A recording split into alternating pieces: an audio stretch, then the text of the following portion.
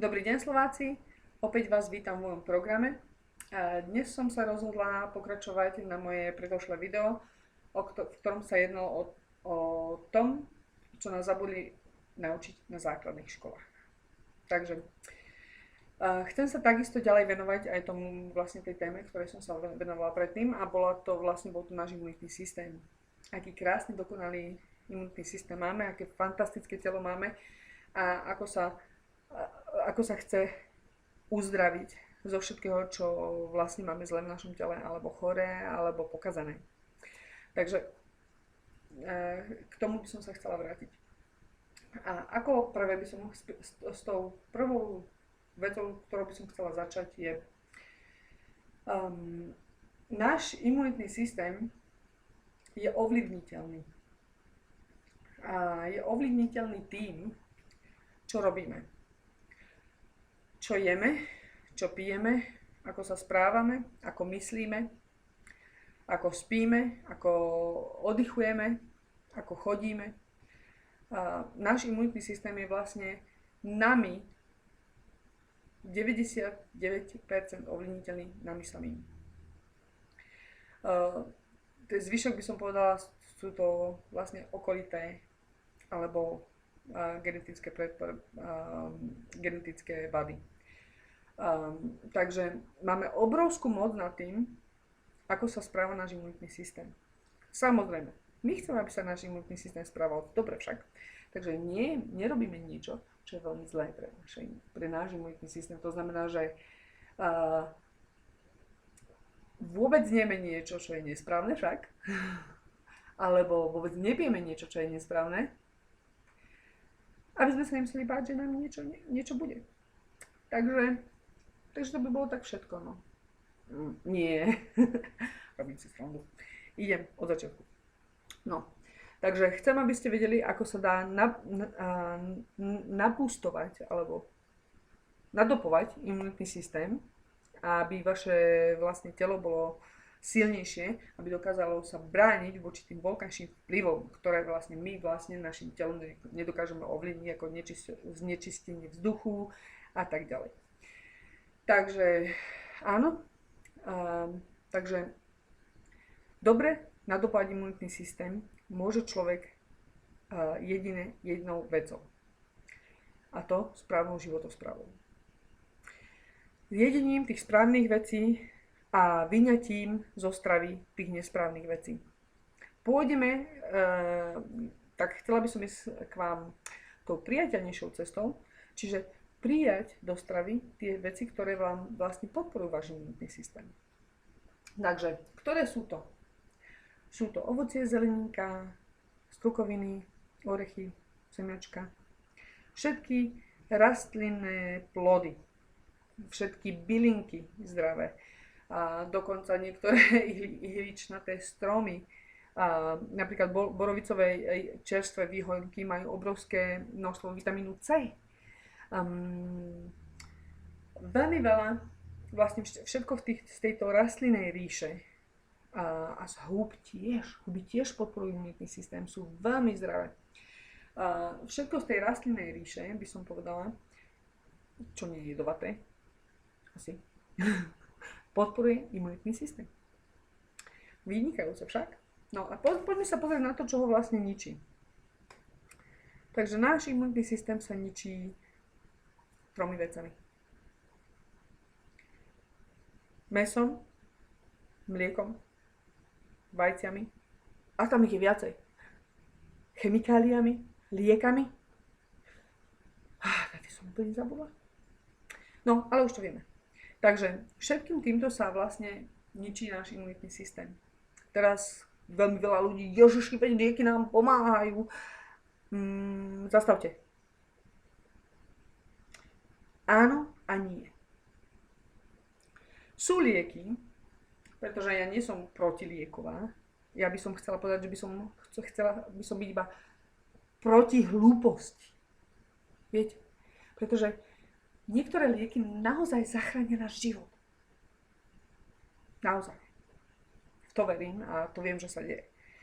Ale My jeme lieky, aj ktoré nezachránia náš život, dokonca ho ohrozia a plus zničia nám zdravie, možno budúcnosť a zdravie našich detí. Takže prosím vás, ja nie som proti liekom, ktoré nám môžu zachrániť život.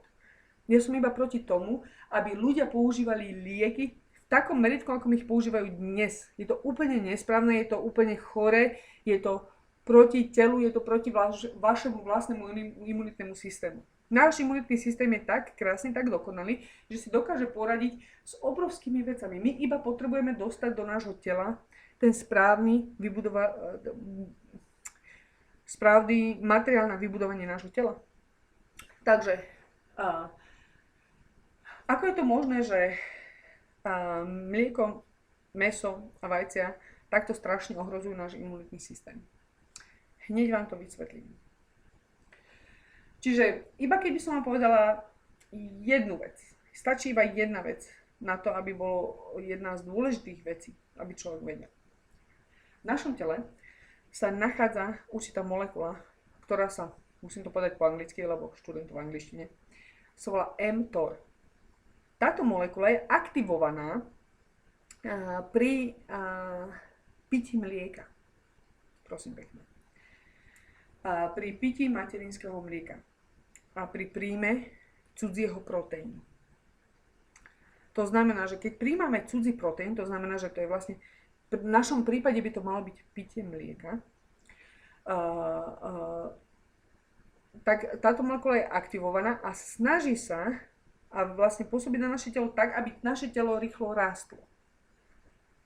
Naše telo rýchlo rastie, čiže to znamená, že to má byť vlastne v našom malom veku, nie už keď sme dospeli, potom už nerastieme. Čiže iba vo veku, keď rastieme. Kedy by sme mali mať vlastne naše materinské mlieko však. Takže vtedy táto molekula je aktivovaná a vlastne spôsobuje to, že rýchlo rastieme a rýchlo starneme a vlastne ide to takto ďalej. Ale prečo by mala byť táto molekula aktivovaná, keď sme dospeli? Áno, nemala by byť. Presne tak. Nemala by byť táto molekula tak toľko aktivovaná, ako je teraz. Táto molekula je iba na to, aby sme vlastne dorastli do určitej veľkosti a ostali v tej určitej veľkosti. A vlastne potom vedci zistili, že táto molekula, tým, že je aktivovaná viacej, bola zistená, že je aktívna aj pri ľuďoch, ktorí vlastne majú spôsobené tie základné 4 problematické veci, čo sú teraz najviac vo svete, bola vždy aktívna pri týchto 4 veciach. Čo bola? Rakovina, srdcovo-cievne choroby, cukrovka a obezita. Presne to sú tie najväčšie problémy, ktoré vlastne, to sú najzávažnejšie tie autoimmunné choroby, ktoré vlastne spôsobujú najviac smrti teraz vo svete.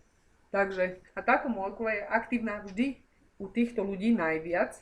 To znamená, sú to ľudia, ktorí majú najväčší príjem cudzích proteínov, čo sa týka z cudzích proteínov, akože z cudzieho tela proteínov. Pretože naše materské mlieko ako v detstve by nám neuškodilo, neskôr by nás iba tak prehnalo, ale stále by nám to neuškodilo.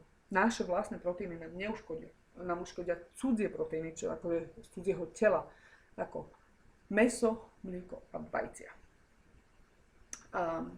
Takže to bolo tejto molekule. Ako túto molekulu zastaviť, aby vlastne nebola aktívna, aby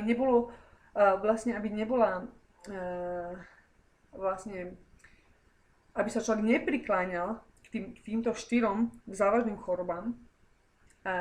Ako to urobiť? Sú tam dva spôsoby, ako to urobiť. Je to buď vymete všetky zvieracie výrobky z vášho jedálnička, mäso, mlieko, vajcia, alebo dokonca sa dá zastaviť aj tým, že vlastne radikálne znížite počet kalórií vo vašom jedle. A to sa týka vlastne tá štandardná strava, ktorú teraz ľudia jedia, pretože ak jete čistú stravu, ktorá nie je vlastne s cudzým proteínom, so zvieracím proteínom vnútri, tak vlastne sa nemusíte vôbec nejak obávať niečoho, pretože by ste potrebovali obrovské množstvo, by ste potrebovali možno nejakých 20 kg nejakej zelení, napríklad kapusty by ste potrebovali 20 kg na to, aby ste dosiahli, aby sa tá určitá molekula naštartovala. Chápete? Takže to vlastne na jedenkrát nezjete 20 kg kapusty. Tie určité látky, to vlastne tie aminokyseliny to tam tiež to dokážu spôsobiť, ale vlastne na to množstvo je to prakticky nemožné pre jedného človeka zjesť 20 kg kapusty. Takže, ale keď zjete jeden steak, tak si to môžete porovnať s 20 kg kapusty. Prakticky. Takže, áno, ešte aj kalórie dokážu zastaviť túto molekulu.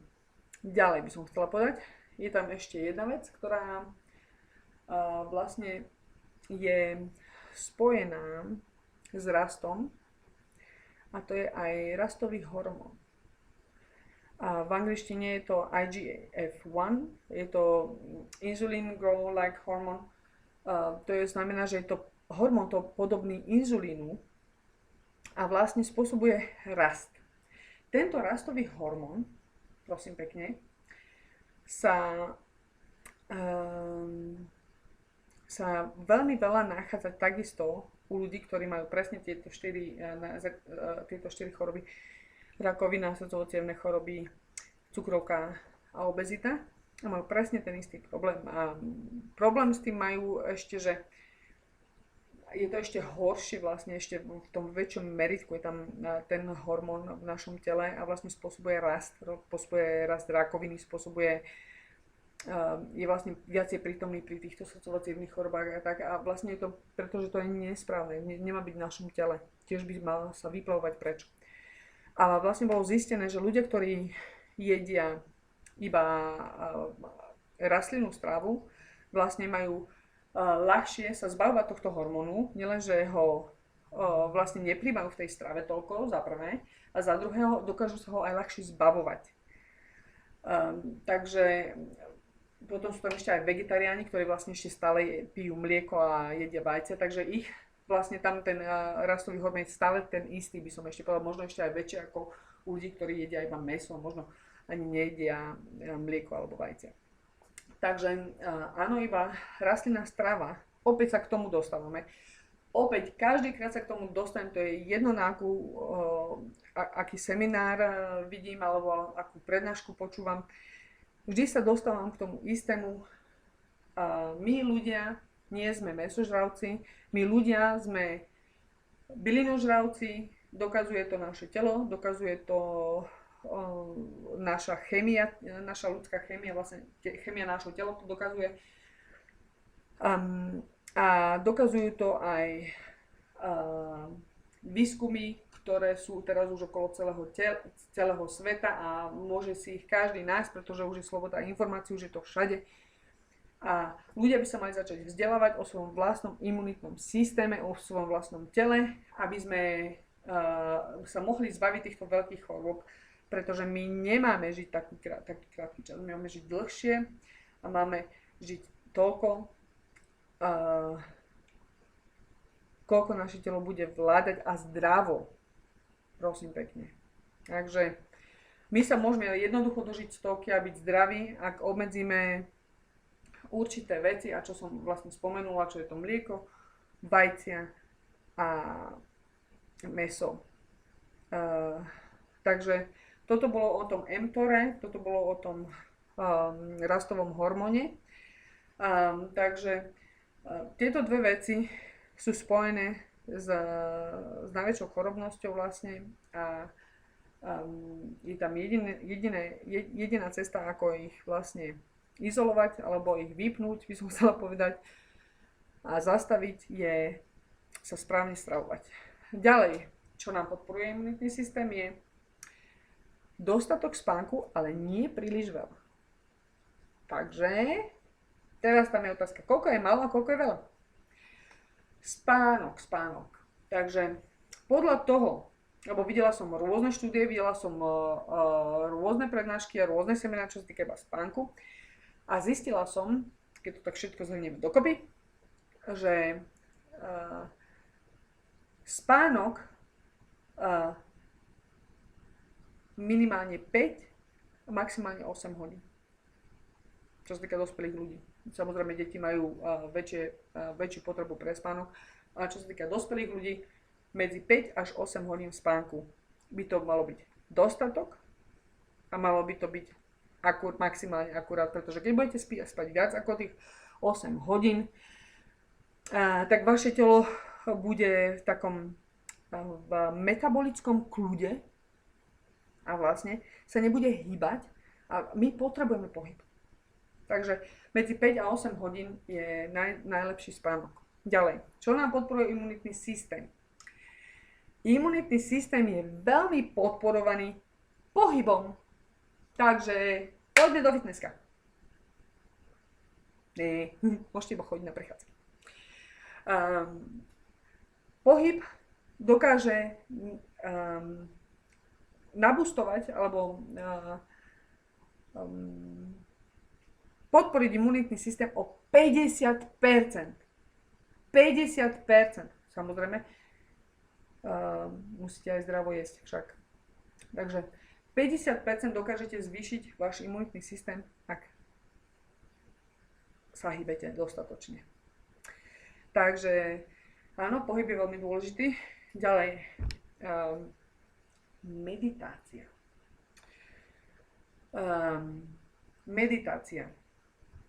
Ja som si urobila takú svoju vlastnú tabuľku, prosím pekne, a nazvala som ju 33,33. A prečo som ju tak nazvala, vám to poviem. Pretože keď chceme mať 100% imunitný systém, potrebujeme 3 základné veci, ktoré majú všetky rovnakú váhu a všetky vyplňajú týchto 100%. Čiže keď ich všetky nedáte dokopy, všetky 3 nedáte dokopy, tak vám to vždycky bude niekde vrzgať. Vám vždycky sa bude nejak tie nohy podlomovať. Padnete. Takže potrebujeme správnu životosprávu, čo sa týka jedla. To je 33,33. Ďalších 33,33 je pohyb. Ďalších 33,33 je meditácia. Meditácia je tak veľmi dôležitá aj ako dobrá strava, aj ako pohyb. Samozrejme s tou stravou myslím životospráva, myslím spánok a strava prakticky, ale zahrňa, toto je veľmi dôležité.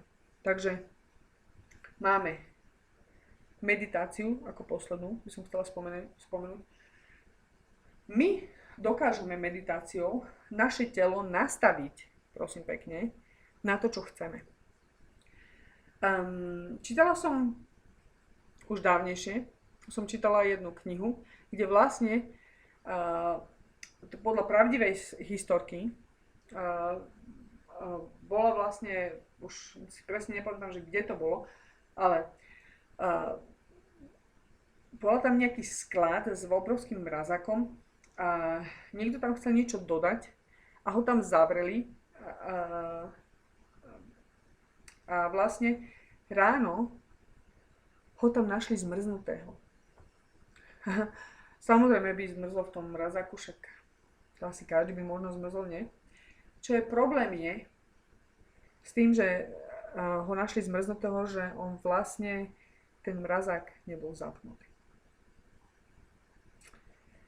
A to vlastne vtedy to vlastne urobilo obrovský chaos prakticky, čo sa týkalo vedy a čo sa týkalo psychiky a meditácie, pretože zistili, že vlastne my si dokážeme sugerovať a my si dokážeme nahovoriť obrovské veci až v takom meritku, že nás to dokáže zabiť. Čiže pozitívne myslenie, pozitívna meditácia, všetko toto ovplyvňuje nás ľudí, všetko toto ovplyvňuje naše vnútro a strach ovplyvňuje je to obrovská negatívna vec ovplyvňuje nás to veľmi zle a hlavne pri tých a hlavne u ľudí, ktorí sú diagnostikovaní určitou chorobou, je vlastne strach to najhoršie, čo môžu dostať. Takže áno, meditácia až tak veľmi potrebná. Čo som chcela ešte dopovedať od tej historky, aby ste to mali celé. Toho človeka, ktorého našli zmrznutého, on nebol akože zmrznutý, že bol, ale tie vlastne, keď robili pitvu, že prečo zomrel, tak vlastne tie symptómy, čo tam boli, to ako keď je niekto zmrznutý. Vlastne jeho tkanivo reagovalo, ako keby bolo predtým zmrznuté, ale samozrejme ten mrazák nebol vôbec zapnutý. Takže to je veľmi pochopiteľné, že človek, keď sa začne báť, že je vo veľkom mraziaku, že určite tam je zima, je tam strašne zima a teraz sa začne báť a do rana chudák umrzol bez toho, aby tam bola zima. Takže tak veľmi dôležitá je meditácia. Takže správne jedenie a spanie, pohyb, meditácia. To je, čo vlastne buduje náš imunitný systém. Ďalšia vec, to je ešte tie posledné veci, chcem vám povedať, nejedenie tých tabletiek. Keď jeme tabletky, ktoré nám nie sú treba, napríklad chceme jesť, bolí nás hlava, tak si dáme Paralen. Ja sama to robím. Ale pritom viem aj inak, pretože už som skúsila inak a to fungovalo. A neviem prečo ešte niekedy, stále akože ešte niekedy, že ma to chytí, že si dám nejakú tabletku. Ale viem, že napríklad, keď som si urobila čaj z ďumbiera, tak mi tá hlava prestala. Ako sú určité veci, že sú určité také domáce lekárničky, by som povedala, ktoré sú veľmi, veľmi pomocné, napríklad na zahojenie rán, alebo proti bolestiam, alebo na nádchu. Všetky tieto domáce tieto staré pomocné veci, čo sme mali ešte, čo nám babka hovorievala, veľmi veľa z nich je pomocných, naozaj. Veľmi veľa z nich pomáha. Samozrejme, človek nemôže veriť zasa všetkému, pretože zasa, keď niekto povie, že každé ráno si má človek dať frťana na lačný žalúdok, tak to je zabijak. To vlastne ničí našu mikroflóru žalúdka, to ničí našu pečeň. Čiže človek, ktorý to robil, pravdepodobne potom jedol veľmi veľa zdravých zelenín alebo nedol toľko mesa, pretože pitie alkoholu je jedna z tých najhorších vecí. A už zase vychádza slnko. Som celkom rada. Takže toto bolo k tomu zasa k tomu základnému imunitnému systému. Ešte sa k tomu budem chcieť vrátiť potom. Chcem urobiť ešte video na to, že ktoré zeleniny, ktoré ovocia alebo ktoré určité látky nám pomáhajú pri vlastne podporovaní nášho imunitného systému. Takže teším sa na vás na budúce. Dúfam, že som vám to podala všetko. Keby som vám to všetko nepovedala, tak mi kľudne napíšte a zdieľajte a teším sa na vás na budúce. Čaute.